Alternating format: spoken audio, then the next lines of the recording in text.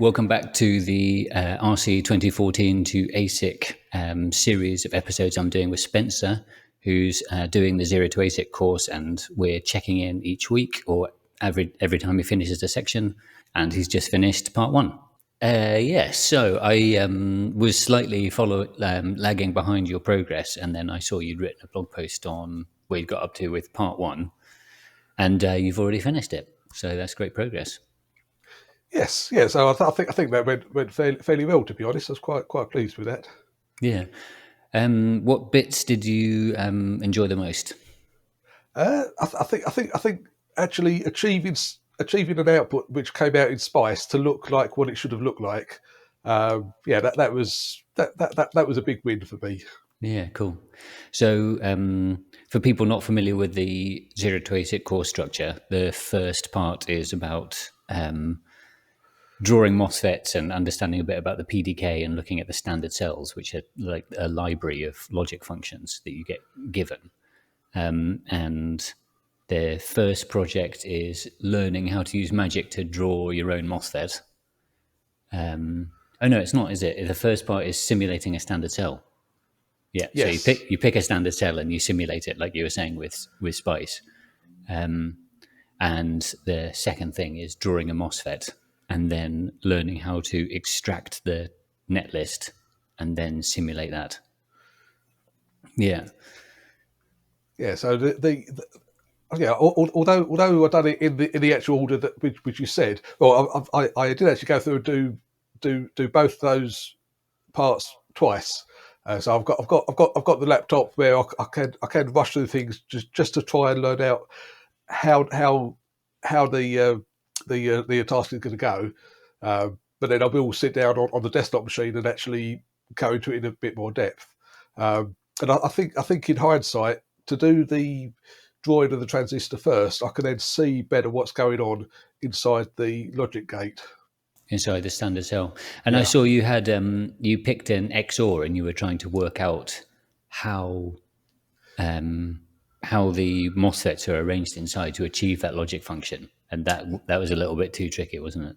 Yes, I mean the thing I figured is I know how an XOR gate works. Um, I know in theory what a transistor looks like now because I've drawn one out. I should be able to reverse engineer what this standard cell does. Yeah. There are some bits which I can definitely identify, but something somewhere doesn't quite tie up in my brain as to what is going on there. But Yeah, I will come back to that at some they are a point. bit of a puzzle. And the default cell library is the high density version. So they're like packed as tightly as they can to save space, which can make them a bit more tricky to unpuzzle. I would say if you're going to go back to it later, then a good search term is a Euler diagram or Euler stick diagram. And that's like a way of taking your logic diagram and then turning it into a layout that is kind of traditional to use with a standard cell. Because with the standard cells, you always have that top line, which is power, and the bottom Yeah, line, which is ground. Oh, toot toot. And then, so that's not necessarily how the circuit diagram is going to look when you see it on a schematic. So you kind of flip things around and move things about, and the Euler stick diagram can help do that jump from one to the other. right. And Okay. I felt like that was one level further than I wanted to go in the course, so I left that stuff out. Yeah, I do appreciate it. It's not necessary to actually achieve the goals of the course, but it was something that just for my own peace of mind, can I understand how this works, sort of thing. Yeah, I can personally I can do a NAND gate, but I can't do a flip flop. Right. They're even more complicated. Yes. What did you think about the kind of the structure of the course, like the learning materials? Was it used like? Yeah, what would you say about that? Yeah, and I think it worked really well for me. I mean, so one of the things which I was nervous about prior to that was actually going through and installing all of the different packages, getting all the settings right. But with the virtual machine, that does actually make things really easy. So I just don't have to worry about the whole setup and config of it. Just install the virtual machine. For each part, there's a repo on GitHub to download, and yeah, it just works. Yeah, to go through the course, it's all really well laid out, I think. What I for people who've not done it, there's like the an intro video, then there's labs, and for each lab there's a walkthrough video, which is like a recording of me completing the task. Did you use that? Was that useful for you? After I'd done everything, I did actually go back through and watch the walkthrough one just to check that it worked as expected. There was a slight mistake which I actually made on the first one with the logic cells. I copied over the pin connections from the cell, whereas I think some of them should have just been ground or power. Yet it worked. I still got the right answer out of it. So it was good to go through and watch the walkthrough, just so I could pick up on the fact that I didn't quite do that right. I got the right answer, but at least I know what it should have been. Mm-hmm. Cool. Okay.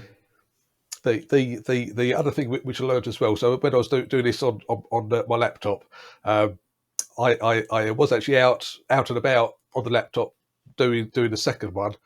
And it turns out I can't middle click with the laptop that I've got, which does make using Magic a little bit more annoying with Magic. Yeah. I saw a nice photo of you out near a canal with your laptop. That's the one. Yes. Yeah. Nice. Yes. It was a really, really, really nice day for a bike ride, but I wanted to crack on and get the next part done. So yeah, I combined the two, but kind of having to use the mouse on my knee, middle click with that. It wasn't ideal, but it was a nice day nevertheless. Cool. Anything else you want to say about this section? No. Other than the fact I've enjoyed the first section. Like I say, I could follow exactly what was going on all the way through it, so that's good. Bring on the next one. Yeah, so you've already started that, and we'll talk about that next time, which is the digital design part. That's right. Yes. So, great. Yeah, it's a very long next week. First, draw the head and the body, and then draw the rest of the owl. That's the one. Okay, cool. All right, thanks very much, Spencer, for the catch up, and we'll see you for episode 2. Episode 3, talking about section 2, the digital design part. See you next time. Thank you very much.